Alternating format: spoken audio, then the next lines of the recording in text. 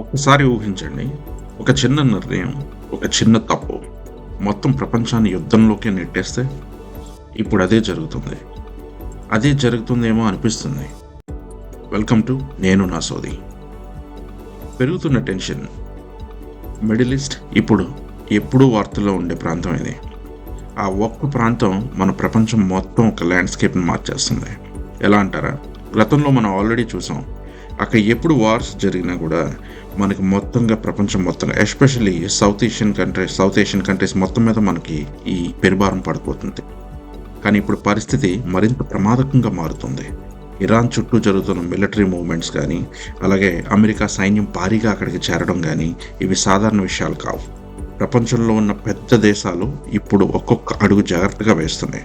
ఎందుకంటే ఒక్క చిన్న స్పార్క్ పెద్ద యుద్ధానికే కారణం కావచ్చు. మనం ఆల్రెడీ న్యూస్లో చూస్తున్నాం. మనకి గ్యాస్ సిలిండర్స్ కానీ, అలాగే ఎల్పిజి, అలాగే డీజిల్ కానీ, పెట్రోల్ కానీ, ఇకపైన రాబోతున్న ఈ యొక్క యుద్ధ పరిణామాల వల్ల మన అందరం భారీగా మూల్యం చెల్లించాల్సి వస్తుందని చెప్పచ్చు. అలాగే మన ఇండియాలోనే కాదు, బయట దేశాల్లో కూడా ఇదే వార్తలు. మీరు ఎక్కడ సోషల్ మీడియాలో చూసినా మనం వైరల్ వీడియోస్ చూస్తున్నాం. ఆల్రెడీ ట్విట్టర్లో అయితే చాలా క్లియర్ కట్గా చూపిస్తున్నారు. ఇక్కడ యుఎస్ కానీ, యూకే కానీ, అలాగే యూరప్ కానీ, మిగతా దేశాల్లో ఈ ఆయిల్ యొక్క ప్రభావం ఎంత పడుతుందంటే, వచ్చే ఆయిల్ మనకి ఉన్న ధర కన్నా ఎక్కువగా కాస్త పెరిగితే కనుక అది మొత్తం ప్రతి దాని మీద మనకి ఇంపాక్ట్ పడుతుంది. మనం తినే తిండి మీద, తాగే నీళ్ల మీద, ప్రతి దాని మీద మనకు పడుతుంది అన్నమాట. అంటే ప్రతి మనిషికి, ఒక సదరు కుటుంబానికి ఒక 1000 రూపాయలు అవుతుంది నెలకి అనుకుంటే, ఇప్పుడు 1200, 1300 ఊరికే ఈ వార్ వల్లే మనం ఎక్కువగా స్పెండ్ చేయాల్సి ఉంటుంది అన్నమాట. నేను ఒక అంచనాగా ఈ లెక్క చెప్తున్నాను. అలాగే మనకి ఆయిల్ షాక్. ఈ టెన్షన్ మొదట దెబ్బతీసిందే ఆయిల్ మార్కెట్ని. ఒక్కసారిగా ఆయిల్ ధరలన్నీ ఆకాశాన్ని తాకాయి. ప్రస్తుతానికి $115 ఉన్న ఈ ఆయిల్ ఇంకా ముందుకి 200 కూడా చేరే అవకాశాలు ఉన్నాయని చెప్పేసి అనలిస్టులు ఆల్రెడీ చెప్తూనే వస్తున్నారు. ఇది మనకు ఏంటి అర్థం అంటే, పెట్రోల్ ధరలు పెరుగుతాయి, దీంతో ట్రావెల్ ఖర్చులు కూడా పెరుగుతాయి, చివరికి మన రోజువారీ జీవితం కూడా పెరుగుతుంది. ఇది కేవలం ఒక వార్ వల్ల.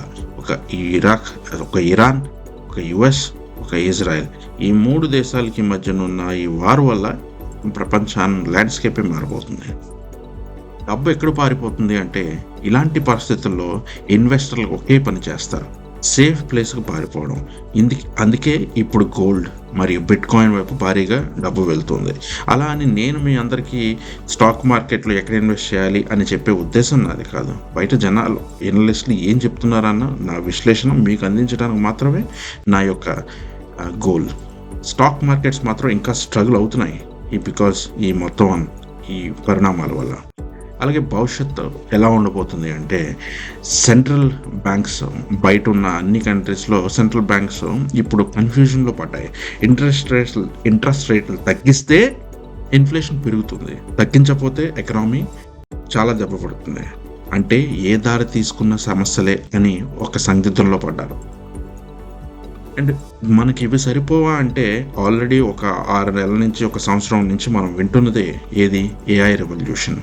ఇంత నెగిటివ్ మధ్యలో కూడా ఒక పాజిటివ్ ఉంది యాక్చువల్లీ అని చెప్పి అనలిస్టులు చెప్పబోతున్నారు. ఏంటి అంటే, ఏఐ ప్రపంచంలో భారీగా డీల్ జరుగుతుంది. ఇప్పుడు హెల్త్ కేర్ రంగంలో పూర్తిగా మారే అవకాశం ఉంటుంది.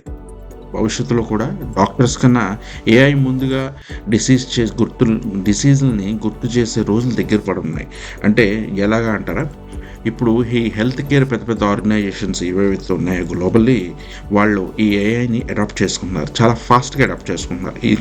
ఇప్పటిదాకా చేసుకున్నది కారణం చాలా స్లోగా అడుగులు వేస్తూ వస్తున్నా, ఇక చాలా ఫాస్ట్గా అడాప్ట్ చేసుకుంటున్నారు. వీళ్ళని ఎక్వైర్ చేసుకుంటున్నారు ఏఐ కంపెనీస్ని. సో ఏదైనా రిపోర్ట్ వస్తే ఇన్స్టెంట్గా స్కాన్ చేసి ఇన్స్టెంట్గా రిజల్ట్స్ వచ్చేటట్టు వాళ్ళు ఇప్పుడు ఫస్ట్ అడుగులు వేస్తున్నారు. ఇది ఎక్కడి దాకా దారితీస్తుంది అన్నది మన ఊహలకే అది వదిలేస్తున్నా. అలాగే గేమింగ్ వరల్డ్. ఇప్పుడు గేమర్స్ కోసం ఒక గుడ్ న్యూస్ అండి. ఎక్స్బాక్స్ జూన్ 7వ తారీఖున ఒక భారీ ఈవెంట్ ప్రకటించింది. కొత్త గేమ్స్, కొత్త అప్డేట్స్.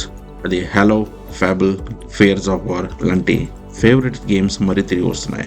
ఒకవేళ మీరు వినే శ్రోతల్లో ఎవరైనా సరే గేమింగ్ వరల్డ్కి చెందిన వాళ్ళైతే మీకు ఖచ్చితంగా ఇది ఒక ఊరటను కలిగిస్తున్నట్టే. ఎందుకంటే మనం రోజంతా నెగిటివ్ న్యూస్లే వింటున్నాం, నెగిటివ్ ఈవెంట్స్నే చూస్తున్నాం. కాస్తంత ఈ టైంలో కొంత డైవర్షన్ ఎంతో కొంత ఇంపార్టెంటే. అలా అని చెప్పి అందరినీ గేమింగ్లో దిగమని చెప్పే ఉద్దేశం నాది కాదు. Sports twist. ఇప్పుడు మాంచెస్టర్ స్నూకర్ అంటే టోర్నమెంట్లో స్టార్ట్ అయింది. అందరికీ ఇది షాక్ ఇచ్చిన వార్తే. లెజెండ్ రోనీ ఒక సులివన్ ఈసారి ఆడటం లేదు. ఫ్యాన్స్ అంతా ఆశ్చర్యంలో ఉన్నారు. అలాగే ఎంటర్టైన్మెంట్ హైప్. WWF ఎంతమంది గుర్తుంది? మనందరం చిన్నప్పుడు ఎక్కడో దగ్గర ఈ టీవీలో చూడటం కానీ, లేదంటే జస్ట్ ఒక ఫ్రెండ్స్తో ఆడుకోవటం కానీ, అలాగే కార్డ్స్తో ఆడుకోవటం కానీ మీకు గుర్తుండే ఉండొచ్చు. సో WWF ఆర్ WWE ఈ ఫ్యాన్స్కి రెడీగా ఉండండి. ఈరోజు రాలో రోమన్ రీన్స్ మరియు CM పంక్ అనే ఒకే స్టేజ్ మీద కనబడబోతున్నారు. సో ఇదేంటంటే ఇది కూడా ఇందాక చెప్పినట్టు ఒక ఎంటర్టైన్మెంట్, కొత్త డైవర్షన్ మనకు కావాలి. కాబట్టి ఒకవేళ వినేవాళ్ళు ఎవరైనా WWF ఫ్యాన్స్ కానీ WWE ఫ్యాన్స్ కానీ ఉంటే కనుక ఇది కాస్త ఊరట కలిగించే న్యూస్ మాత్రమే.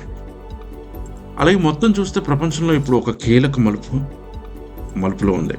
ఒకవైపు యుద్ధ భయాలు, మరోవైపు ఎకనామీ అన్సర్టనిటీ, ఇంకోవైపు టెక్నాలజీ రెవల్యూషన్.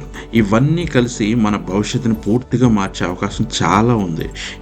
ఇక ఇప్పుడిప్పుడే గ్రాడ్యుయేట్స్ అవుతున్న వాళ్ళు కానీ, ఒక ఫ్రెషర్స్ కానీ, ఒక ఎక్స్పీరియన్స్ కొంచెం తక్కువగా ఒక 2 years 3 years ఉన్న వాళ్ళు కానీ ఇప్పుడిప్పుడే కొంచెం జాగ్రత్తగా ఏ ఫీల్డ్లోకి వెళ్తే మనం కరెక్ట్గా రాణించగలుగుతాం అన్నది చాలా ఇంపార్టెంట్. అలాగే AI విషయానికి వస్తే ఇందాక చెప్పినట్టు పెద్ద యూనివర్సిటీసే, పెద్ద మెడికల్ కాలేజీలే వీళ్ళని అడాప్ట్ చేసుకుంటున్నారంటే ఐ థింక్ మనం రాబోయే రోజుల్లో ప్రతి మనిషి ఒక వాట్సాప్ ఎలా యూస్ చేసుకుంటున్నారో ఒక AIని అలా యూస్ చేసుకునే అవకాశం ఖచ్చితంగా ఉంది. సో పాజిటివ్గా దాన్ని ఎట్లా మనం యూస్ చేసుకోవాలో ఆలోచిస్తూ, ఒక భయం ఏమన్నా ఉంటే ఆ భయాన్ని తీసేసి దాన్ని ఎట్లా మనం ఛేదించగలుగుతాం అన్న అంశంలోకి మనం ఆలోచించడానికి మీరు ఒక అవకాశంలో ఉంటే మంచిది. మీకు ఈ వీడియో ఇన్ఫర్మేటివ్గా అనిపిస్తే కనుక లైక్ చేయండి. మరి ఇలాంటి వీడియోల కోసం సబ్స్క్రైబ్ కూడా చేసుకోండి. మీరేమనుకుంటున్నారో, ఈ ప్రపంచం యుద్ధం ఏ వైపు వెళ్తుందో కామెంట్లో మీ విశ్లేషణ ఖచ్చితంగా చెప్పండి. ధన్యవాదాలు. Thank you so much.